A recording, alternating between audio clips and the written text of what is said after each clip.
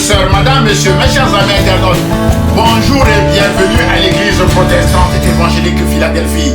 Ici votre bien-aimé, pasteur Célestin Zouga. Je suis toujours dans la joie de partager la parole de Dieu avec vous, mes chers amis internautes.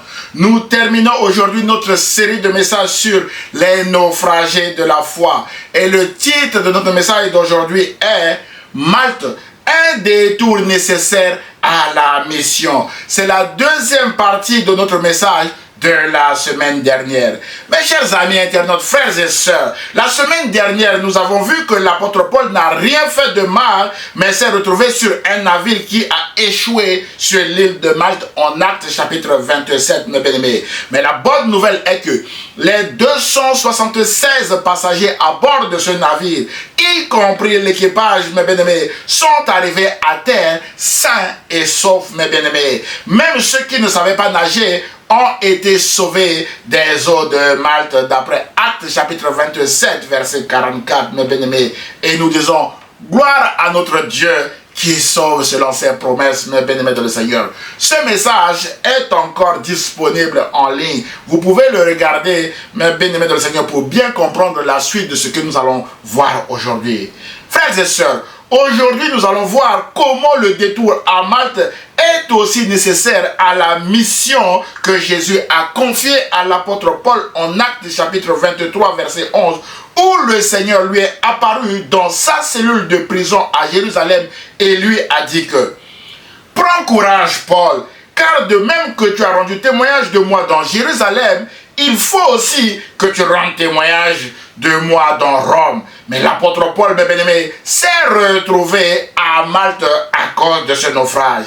Mes chers amis internautes, frères et sœurs, la Bible déclare en Actes chapitre 28, verset 1er que après nous être sauvés, nous reconnûmes que l'île s'appelait Malte, mes bien-aimés. Frères et sœurs, il y a plusieurs enseignements sur ce détour forcé de l'apôtre Paul à Malte. Le premier enseignement que nous pouvons en tirer aujourd'hui est que nous devons accepter avec foi, avec humilité et courage les détours imprévus dans notre mission de témoin de Jésus. D'où notre premier point. Accepter avec foi, avec humilité et courage les détours imprévus et forcés à Malte.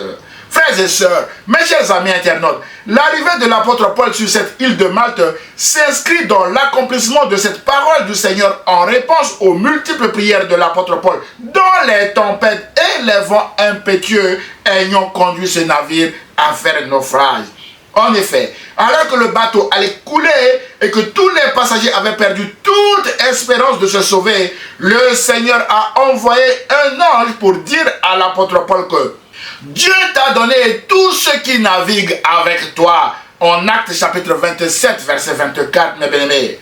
Encouragé par cette parole, l'apôtre Paul exhorta les autres à prendre aussi courage dans cette tempête en leur disant que « Ô homme, rassurez-vous car j'ai cette confiance en Dieu qu'il en sera comme il m'a été dit. » Mais nous devons échouer sur cette île. L'apôtre Paul ne savait pas que l'île allait s'appeler Malte, mes bien-aimés dans le Seigneur, d'après Actes chapitre 27, versets 25 à 26. Et cette île s'appelle Malte en Actes chapitre 28, verset 1er, que nous venons de lire, mes bien-aimés dans le Seigneur. Les choses se sont passées exactement comme Dieu l'avait décrété. Dieu est fidèle, mes chers amis internautes. Ce que Dieu dit, il le fait, mes bien-aimés dans le Seigneur. Mes chers amis internautes, frères et sœurs, Dieu écoute les prières. L'apôtre Paul a prié pour ses compagnons de naufrage et a obtenu une promesse de la part de Dieu dans ce bateau qu'aucun d'eux ne périra dans ce naufrage. Avant de voir l'accomplissement de cette promesse, l'apôtre Paul a déclaré de sa propre bouche que j'ai cette confiance en Dieu qu'il en sera comme il m'a été dit, même si les circonstances laissaient croire à tout le monde autour de lui le contraire. C'est ça la foi, mes bien-aimés dans le Seigneur. Croire et déclarer avant de voir la gloire de Dieu. Mon frère, ma soeur, Peut-être que Dieu vous a fait une promesse et vos circonstances vous laissent aussi penser et croire le contraire, mes bien-aimés dans le Seigneur. Ce message vous encourage à déclarer de votre propre bouche que j'ai cette confiance en Dieu qu'il en sera comme il m'a été dit. C'est alors que vous verrez la gloire de Dieu s'accomplir à votre Malte également, mes bien-aimés dans le Seigneur. Frères et sœurs, peut-être que vous êtes aussi arrivés de façon forcée et imprévue sur votre île de Malte.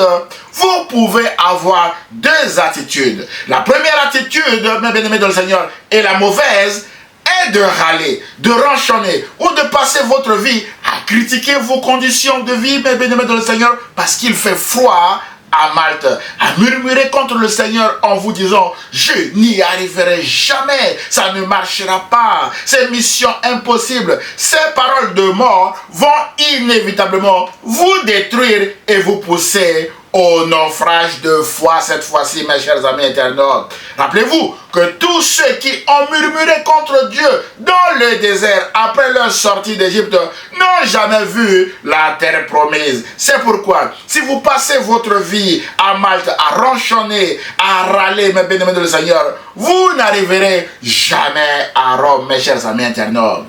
Frères et sœurs, la deuxième et bonne attitude à avoir à Malte est d'accepter ce détour, de garder la foi à Malte et de continuer de servir le Seigneur avec humilité et courage, mes bien-aimés dans le Seigneur, à Malte. C'est ce que l'apôtre Paul a fait, mes bien-aimés dans le Seigneur, sur l'île de Malte. Mes chers amis, l'apôtre Paul n'a pas rançonné ni murmuré contre Jésus qui lui a dit d'aller témoigner de son nom à Rome dans ces conditions difficiles, mais bien-aimés de Seigneur, et de souffrance. 14 jours sans manger sur le navire. 14 jours sans voir le jour, ni voir les étoiles et la lune. Ils étaient dans le noir. Des tempêtes et des vents impétueux, mes bien-aimés de le Seigneur, sur eux. Les dérives par-ci et par-là. Et enfin, le naufrage sur l'île de Malte, mes chers amis internautes. Au lieu de râler devant le Seigneur, bien au contraire, l'apôtre Paul va même contribuer au grand feu allumé par les habitants de cette île pour chauffer les 276 naufragés de ce bateau parce qu'il faisait grand froid. L'apôtre Paul va ramasser un tas de broussailles pour jeter sur ce grand feu afin qu'il ne s'éteigne pas, mes bien-aimés dans le Seigneur, d'après Actes chapitre 28, verset 3.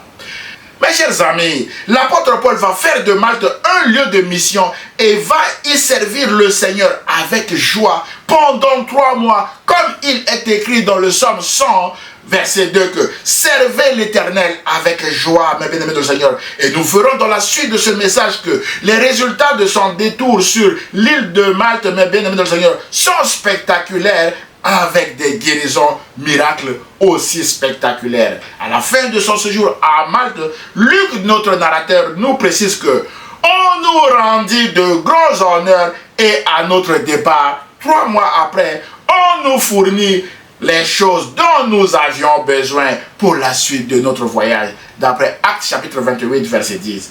Mes chers amis internautes, frères et sœurs, Malte n'était pas dans le plan de navigation de ce navire qui a fait naufrage sur l'île de Malte, mes bien-aimés dans le Seigneur. Mais en acceptant avec foi d'échouer à Malte, mes bien-aimés, en acceptant de vivre avec humilité et courage à Malte, tout en gardant la bonne attitude, l'apôtre Paul a fait de Malte un lieu de mission réussi avec brio, un lieu de grands honneurs, mes bien-aimés dans le Seigneur, et aussi un lieu de ravitaillement pour la suite de la mission à Rome. C'est pourquoi l'apôtre Paul sera bien placé pour écrire aux Philippiens et leur dire, mes bien-aimés du Seigneur, depuis sa prison de Rome, que faites toutes choses sans murmure ni hésitation, afin que vous soyez irréprochables et purs, des enfants de Dieu irrépréhensibles au milieu d'une génération perverse et corrompue, parmi laquelle vous brillez comme des flambeaux dans le monde portant la parole de vie. D'après Philippiens chapitre 2,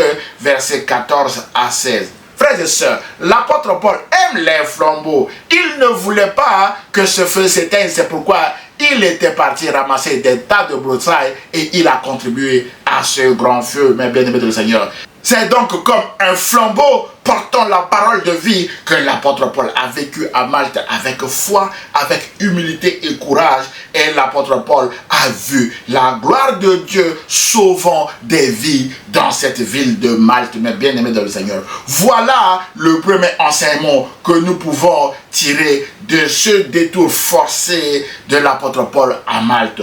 Mon frère, ma soeur, notez ceci. Jésus vous dira d'aller témoigner de son nom à votre Rome, comme il l'a dit à l'apôtre Paul. Mais Jésus ne vous dira pas les détails sur les conditions météorologiques de votre voyage à Rome. Jésus ne vous indiquera pas non plus les lieux de détour nécessaires à votre mission de témoin de Jésus à Rome. Mais la bonne nouvelle est que dans le plan de Jésus, votre Malte sera aussi un lieu de mission, mes bien-aimés, un lieu de grand honneur et un lieu de ravitaillement pour la suite de votre ministère, pour la suite de votre mission de témoin de Jésus. Si vous y allez avec foi, avec humilité, mes bien-aimés du Seigneur, et avec courage, comme l'apôtre Paul dans ses récits. Mon frère, ma soeur, peut-être que vous êtes actuellement à Malte. Ce sera à vous de faire de Malte un lieu de mission et de témoignage à la gloire de Jésus. C'est pourquoi prenez courage avec humilité, avec foi, mes bien-aimés du Seigneur, dans ce détour imprévu. Car, rappelez-vous que sans la foi, il est impossible de lui être agréable. Car il faut que celui qui s'approche de Dieu croit que Dieu existe et qu'il est le rémunérateur de ceux qui le cherchent. D'après Hébreux chapitre 11, verset 6. C'est pourquoi, mon frère, ma soeur, gardez la foi dans votre Malte. Servez Jésus avec joie dans votre Malte. Priez pour les malades. Prêchez le message de la croix à toute occasion, favorable ou non, dans votre Malte, mes bien-aimés dans le Seigneur. C'est alors que vous verrez la gloire de Dieu s'accomplir à Malte et la gloire de Dieu s'accomplir aussi dans votre vie, mes bien-aimés dans le Seigneur. Et la bonne nouvelle est que Dieu mettra des hommes et des femmes hospitaliers devant vous, comme Dieu a mis les barbares ici devant l'apôtre Paul à Malte, mes bien-aimés dans le Seigneur. D'où notre deuxième point. Point numéro 2, soyez hospitaliers comme les barbares de Malte, mes bien-aimés dans le Seigneur. Frères et sœurs, la Bible déclare en Actes chapitre 28, verset 2 que les barbares ou encore les habitants qui ne parlaient pas le grec d'après la version sommaire de la Bible nous témoignèrent une bienveillance peu commune. C'est lui qui raconte. Ils nous recueillirent tous auprès d'un grand feu qu'ils avaient allumé parce que la pluie tombait et qu'il faisait grand froid, mes bien-aimés dans le Seigneur. Frères et sœurs, les barbares dont Luc en parle dans ce texte sont à cette époque des habitants de l'île de Malte qui ne parlaient pas le grec. Donc il y avait probablement un problème de barrière de langue entre les habitants de cette île et les naufragés qui venaient de Césarée à destination de Rome, mais qui étaient forcés d'échouer sur cette île à cause des mauvaises conditions météorologiques et des mauvais choix du commandant du navire qui n'a pas écouté les avertissements de l'apôtre Paul en Actes chapitre 27, mes bien-aimés de le Seigneur. Mes chers amis, les habitants de cette île étaient très hospitaliers. Ils ont porté assistance aux 276 naufragés de ce navire qui avaient tout perdu en leur accordant une bienveillance hors du commun et, mes bien-aimés, en les recueillant auprès d'un grand feu qu'ils avaient allumé parce que la pluie tombait et qu'il faisait grand froid, mes bien-aimés. Ils avaient également pris soin d'eux sur cette île en leur apportant de la nourriture, des vêtements de rechange et surtout en les logeant pendant 3 mois, mes bien-aimés. Luc, notre narrateur, précise en Acte 28, verset 10 que on nous rendit de grands honneurs et à notre départ, on nous fournit les choses dont nous avions besoin pour la suite de ce voyage. Voilà l'hospitalité remarquable des habitants de l'île de Malte que Dieu a placé devant l'apôtre Paul et ses compagnons de naufrage, mes chers amis internautes. Mon frère, ma soeur, la question d'aujourd'hui est, c'est quand la dernière fois où vous avez porté assistance aux démunis, à ceux qui ont tout perdu dans un naufrage financier, dans un naufrage professionnel ou dans un naufrage relationnelle, voire même spirituelle, mes chers amis internautes. Frères et sœurs, notez que l'hospitalité est au cœur de l'évangile de Jésus-Christ. Il y aura même une récompense pour ceux qui exercent l'hospitalité, suivant la déclaration de Jésus en Matthieu chapitre 10, versets 40 à 42, où Jésus a dit que quiconque vous accueille, m'accueille. Quiconque m'accueille, accueille celui qui m'a envoyé. Celui qui accueille un prophète de Dieu, parce qu'il est prophète, recevra la récompense accordée à un prophète. Waouh, mes bien-aimés, celui qui reçoit un prophète a la même récompense que ce prophète. Et celui qui accueille un homme fidèle à Dieu parce qu'il est fidèle recevra la récompense accordée à un fidèle. Je vous le déclare, c'est la vérité. Celui qui donne même un simple verre d'eau fraîche à l'un de ses petits parmi mes disciples, parce qu'il est mon disciple, recevra sa récompense, déclare Jésus. Mes chers amis internautes, frères et sœurs, il y aura une récompense, mes chers amis internautes, pour votre hospitalité, mes bien-aimés de le Seigneur, d'après les déclarations de Jésus ici, en Matthieu chapitre 10, verset 40 à 42, que je vous invite à relire chez vous, mes chers amis internautes. Et Jésus a également parlé de cette récompense, mes bien-aimés de le Seigneur, qui va jusqu'à la vie éternelle, en Matthieu chapitre 25, verset 31 à 46, que je vous invite à lire chez vous.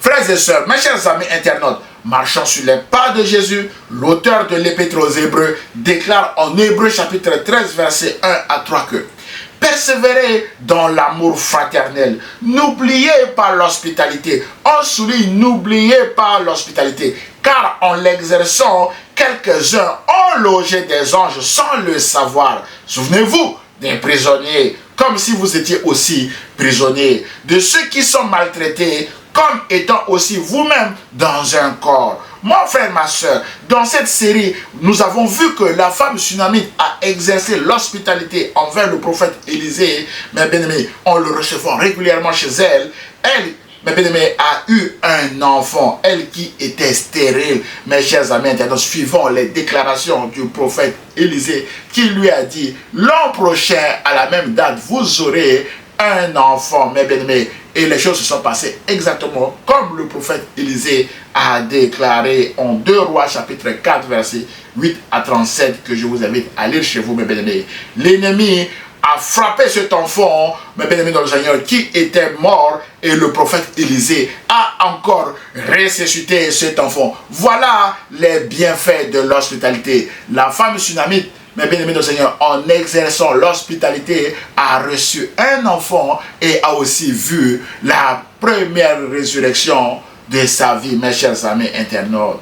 Frères et sœurs, ce qui nous encourage à exercer également l'hospitalité, à apporter, mes bien-aimés de le Seigneur, notre soutien financier, moral, spirituel aux gens qui souffrent autour de nous, mes chers amis internautes.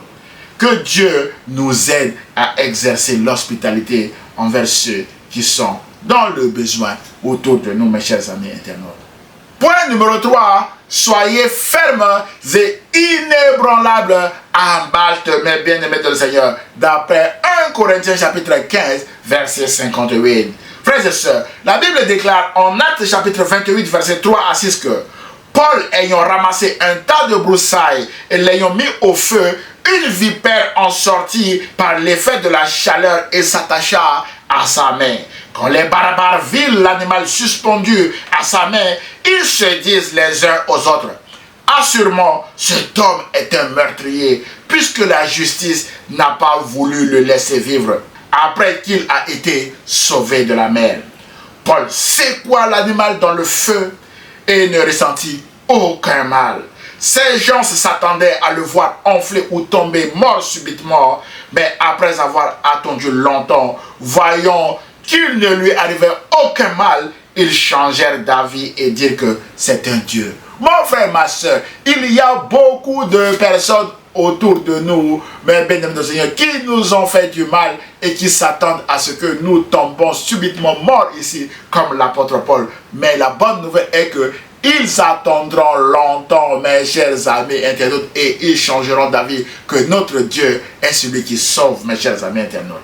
Mon frère, ma soeur, dans ce récit, quand les barbares ont vu cette vipère s'attacher à la main de l'apôtre Paul, ils ont commencé par l'accuser en se disant que assurément ou encore certainement cet homme est un meurtrier. C'est pourquoi la justice n'a pas voulu le laisser vivre après qu'il a été sauvé de la mer.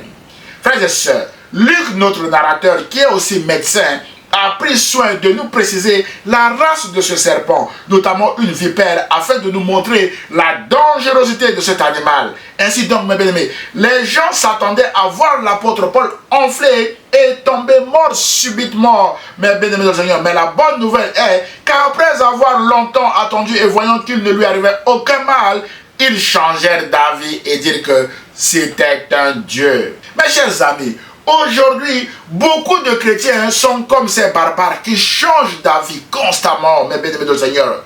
Quand tout va bien dans leur vie, alors Dieu est avec eux. Ils crient « Alléluia, Alléluia ».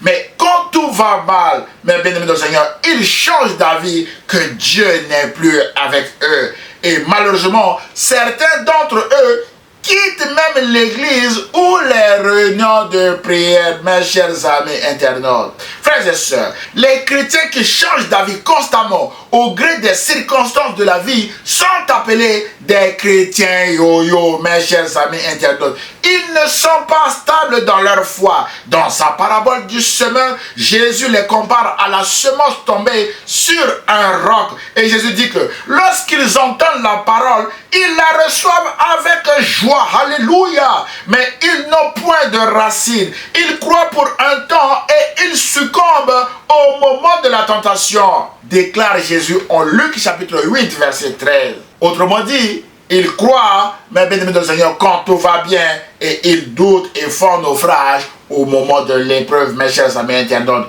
Et Jacques enfonce les clous en disant que celui qui doute est semblable au flot de la mer, agité par le vent et poussé de côté et d'autre. Qu'un tel homme ou une telle femme aussi ne s'imagine pas qu'il recevra quelque chose du Seigneur. Waouh, mes chers amis internautes. C'est pourquoi nous devons être stables dans notre foi. Nous ne devons pas changer constamment d'avis. Un coup on est ici, un coup non, mon frère, ma soeur. Restons stables dans notre foi. La stabilité, c'est aussi la fidélité. On reste fidèle à notre maître, quoi qu'il advienne, mes chers amis internautes. Frères et sœurs, un mot pour ceux qui changent d'avis ou de camp constamment. Mon frère, ma soeur, écoutez ceci. C'est dangereux de changer d'avis constamment. À midi, vous chantez que Jésus-Christ est Seigneur et vous êtes à la table du Seigneur avec les frères et sœurs à l'église.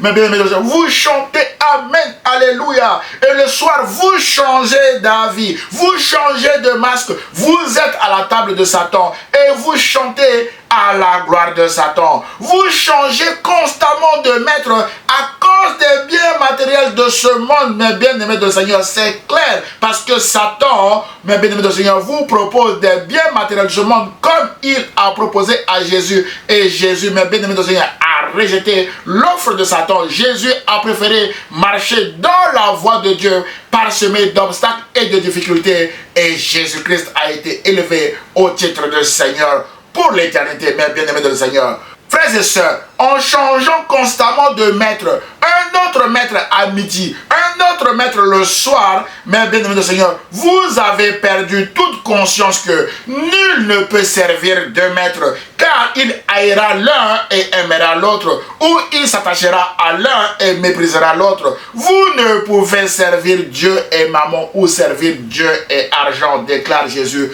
en Matthieu chapitre 6 verset 24. Mon frère, ma soeur, Jésus n'est pas dupe. Jésus sait que votre vrai maître est celui que vous servez tout seul la nuit lorsque personne ne vous voit, mais Jésus seul vous voit et Jésus connaît votre vrai maître. C'est pourquoi, mon frère, ma soeur, cette attitude de caméléon qui consiste à changer constamment d'avis, changer constamment de masque ou de camp à cause des biens matériels de ce monde est dangereuse, mes chers amis internautes, et déplorable, parce que Jésus a aussi dit, mes bien-aimés du Seigneur, que Que sert-il à un homme de gagner le monde entier s'il perd son âme? Vous connaissez bien ce verset, amis chrétiens, amis serviteurs, vous qui servez un autre maître à midi et un autre maître le soir. Et vous prêchez même mieux que moi, mes bien-aimés de le Seigneur. C'est pourquoi ce message vise à vous encourager à mettre en pratique ce que vous prêchez. Mon frère, ma soeur,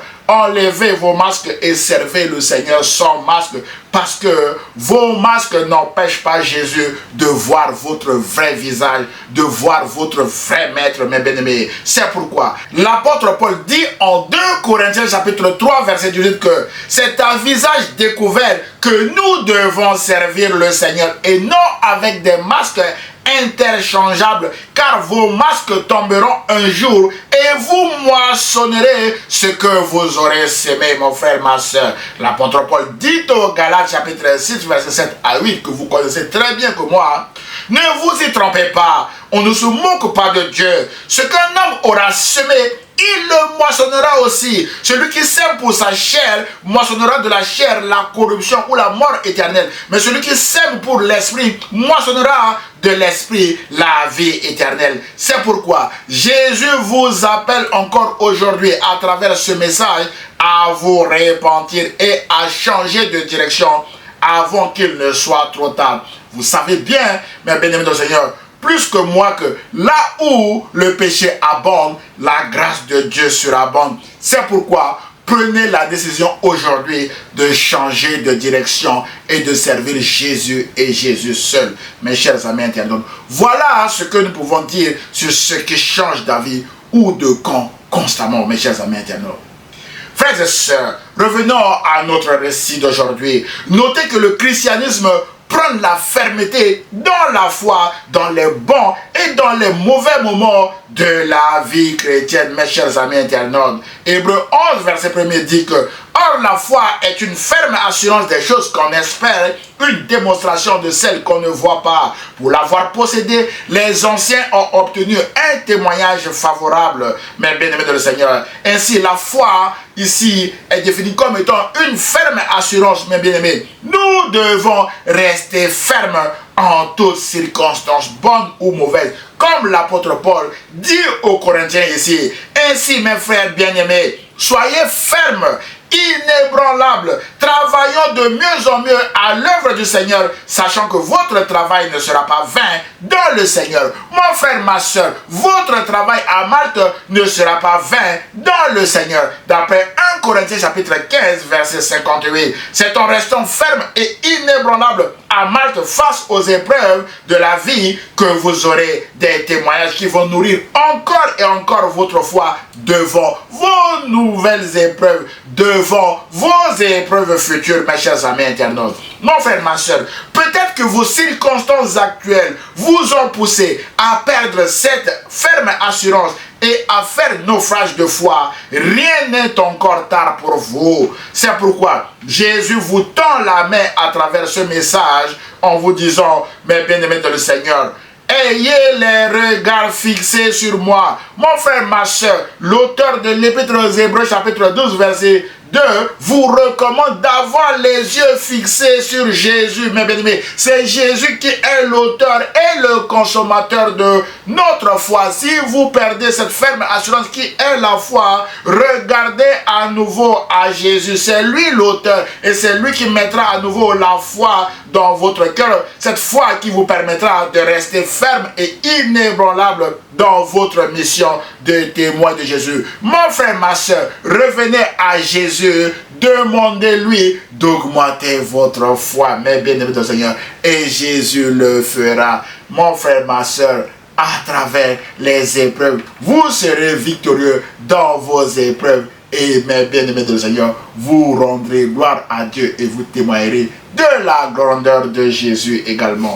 Frères et sœurs, revenons à Acte 28. Dans notre récit d'aujourd'hui, nous avons vu que les barbares sont certains que Paul est un meurtrier. C'est pourquoi il lui arrive une succession de mal. C'est une fausse théologie, mon frère, ma soeur. L'Écriture ne nous enseigne pas cela. Mais bien aimé, le psalmiste déclare que le malheur atteint souvent le juste, mais l'Éternel l'en délivre toujours, mes chers amis internautes. D'après Somme chapitre 34, verset 19. C'est pourquoi Dieu a encore délivré l'apôtre Paul, mes bien-aimés du Seigneur, des mains de ce serpent très dangereux, afin qu'il poursuive sa mission à Malte. La Bible dit que l'apôtre Paul a tout simplement secoué cet animal dangereux dans le feu de Dieu et a poursuivi sa mission de témoin de Jésus. Mon frère, ma soeur, parlant de vipères, Jésus a dit aux pharisiens et hypocrites en Matthieu chapitre 23, verset 33 que serpent, race de vipères, comment échapperez-vous au châtiment de la géhenne? Mon frère, ma soeur, il y aura le feu éternel pour tous ceux qui se comportent comme des vipères, mes bien-aimés du Seigneur, contre l'œuvre de Dieu, mes bien-aimés du Seigneur. C'est pourquoi, mon frère, ma soeur, ne laissez pas les vipères de la haine, de la jalousie, de vos ennemis hypocrites s'attacher à votre main à Malte. Secouez-les dans le feu de Dieu, comme l'apôtre Paul l'a fait avant d'accomplir votre mission à Malte et à Rome. C'est ce que nous allons voir maintenant dans le quatrième et dernier point de notre message de jour. Point numéro 4, Malte, un détour nécessaire à la mission. Mes chers amis internautes, frères et sœurs, Malte n'était pas dans le plan de navigation initial de ce navire qui a embarqué l'apôtre Paul à destination de Rome. Mais Malte est dans le plan de Dieu avec ce naufrage qui est devenu nécessaire grâce à la mission que l'apôtre Paul a accomplie sur cette île et que nous lisons en Actes chapitre 28 verset 7 à 10 où il est écrit que il y avait dans les environs des terres appartenant au principal personnage de l'île nommé Publius qui nous reçut et nous logea pendant 3 jours de la manière la plus amicale. Mes bien-aimés, les gens étaient très hospitaliers sur cette île, y compris le gouverneur Publius. Verset 8. Le père de Publius était alors au lit, malade de la fièvre et de la dysenterie. Paul s'étant rendu vers lui, c'est Paul qui a vu un homme malade dans la maison de Publius et Paul est allé vers lui, mes bien-aimés dans le Seigneur, pria, lui imposa les mains et le guérit. Boum, mes bien-aimés dans le Seigneur, le premier miracle sur l'île de Malte, mes chers amis internautes. Verset 9, là-dessus, à partir de ce miracle, mes bien-aimés dans le Seigneur, vers les autres malades de l'île et ils furent guéris. Waouh! Mes chers amis internautes, frères et sœurs, l'apôtre Paul a passé 3 mois sur cette île à exhorter, à enseigner la bonne nouvelle de l'évangile de Jésus-Christ, à prier, à prêcher, à imposer les mains aux malades et les malades furent guéris, mes chers amis internautes.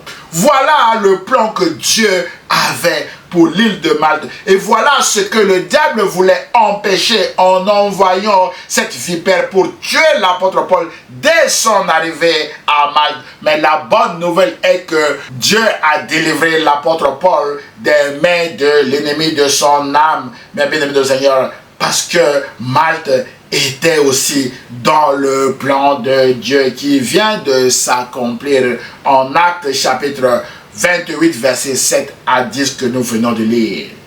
Mon frère, ma soeur, il y a des naufrages nécessaires dans la vie chrétienne. Le naufrage de Malte est un bon exemple de naufrage nécessaire. En effet, sans ce naufrage, le père de Publius, gouverneur de cette île, serait mort de sa dysenterie, qui était une maladie grave et dangereuse à cette époque. Sans ce naufrage, mes bien-aimés, les autres malades de cette île allaient continuer de souffrir encore et encore de leur maladie et on serait même mort, mes bien-aimés. Sans ce naufrage, l'évangile ne serait pas prêché à Malte, mes bien-aimés dans le Seigneur. Dieu aime les Maltais, mes bien-aimés du Seigneur. C'est pourquoi Dieu a envoyé l'apôtre Paul vers eux dans des circonstances très compliquées que nous venons de voir, mes bien-aimés du Seigneur. L'apôtre Paul, un homme d'onction qui a bouleversé cette île avec des miracles qui accompagnaient la parole de Dieu. Et des âmes furent sauvées à Malte, mes bien-aimés du Seigneur.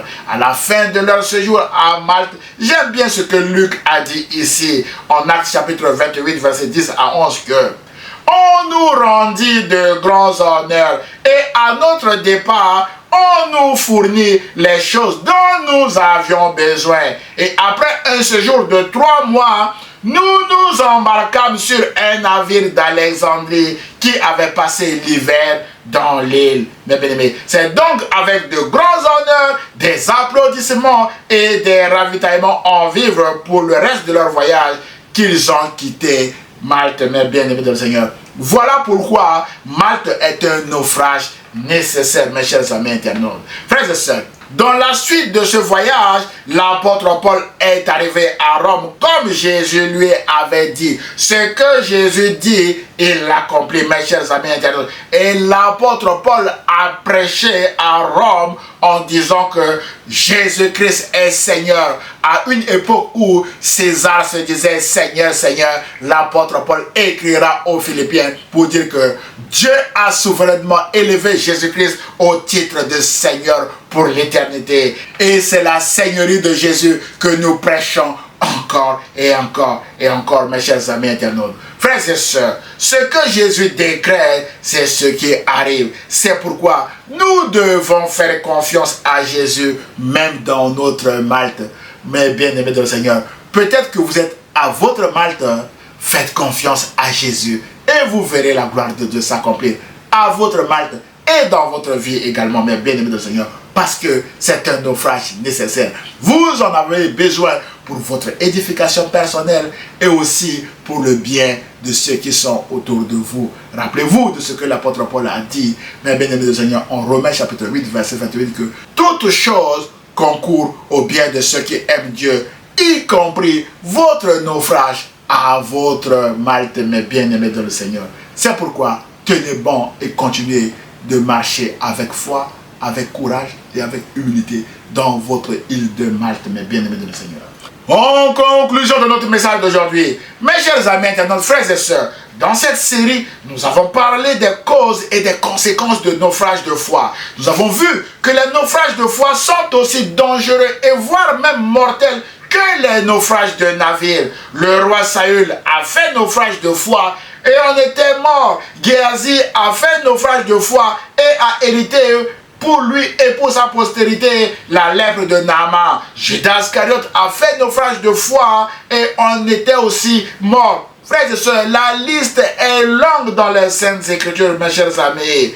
L'apôtre Paul déclare en 1 Corinthiens chapitre 10, verset 12 que celui qui croit être debout fasse attention à ne pas tomber. C'est pourquoi j'ose espérer que cette série, mes bien-aimés du Seigneur, vous a encouragé à faire attention aux causes et aux conséquences des naufrages de foi afin de tenir ferme et inébranlable dans votre foi également. Enfin, mon frère, ma soeur, peut-être que vous avez fait naufrage tout seul. Jésus veut transformer ce naufrage en un naufrage nécessaire si vous lui faites confiance aujourd'hui en l'invitant à prendre le contrôle de votre vie. Mes chers amis internautes, Jésus a dit en Apocalypse chapitre 3 verset 20 que je me tiens à la porte, je frappe. Si quelqu'un entend ma voix et ouvre, j'entrerai chez lui et je souperai avec lui. Jésus veut entrer chez vous aujourd'hui. Jésus veut vous aider aujourd'hui à sortir de ce naufrage.